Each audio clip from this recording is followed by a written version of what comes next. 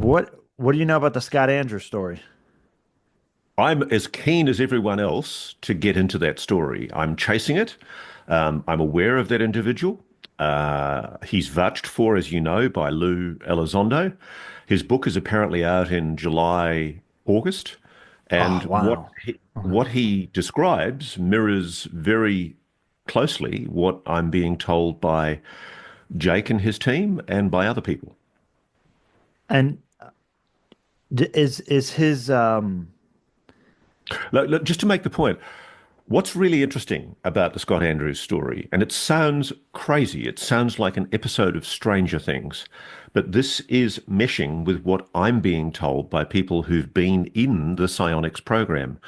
Recruitment for the psionics program, the selection of people to be psionics in the United States, in the area of the United States, was started through the GATE program, through the Gifted and Talented Education program. There were also sons and daughters of mainly USF Air Force personnel, kids who were living on base. Quite often, they were also taken aside and given special training. And what they were doing were they were being tested for psi phenomena. Quite often, kids describe what are called Werner cards, the cards that are used for testing psi capabilities, precognitive capabilities.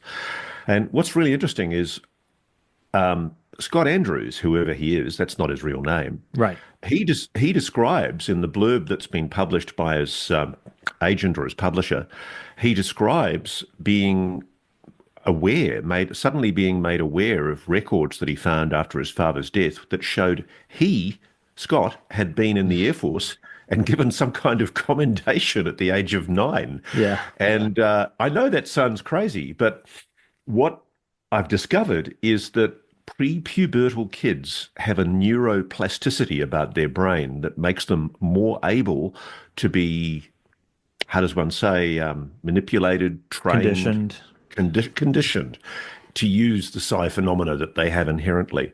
And I know that medical science, modern conventional science, the materialistic world of modern science would dictate that there's no such thing as psi phenomena. And I freely admit I still wrestle with this, were it not for the fact I've seen it in operation. It's quite incredible. But basically, there are multiple people now telling me that as kids, they were taken into something that sounds like something out of Stranger Things. It's horrendous because one of the things that works to help synchronize the two hemispheres of the brain is the flight or fright syndrome, where basically you're scared or your fear reflex is triggered. And I won't go into a lot of detail, but basically little children, prepubertal children, were scared, terrified by US scientists in what have to be some of the most unethical experiments. Unbelievable stuff. And um, the I'm still wrestling with the enormity of what these kids, now adults, are telling me. If it's true, and I have to preface that because it's just such a monstrous allegation, I know the name of the corporation involved, I know the name of some of the doctors involved, and I know the name of the organizations that were used as front organizations to help facilitate this program. And unbelievably, the education system of the United States collaborated, quite knowingly, I suspect, in these children being diverted from the main education system and selected for their psi potential.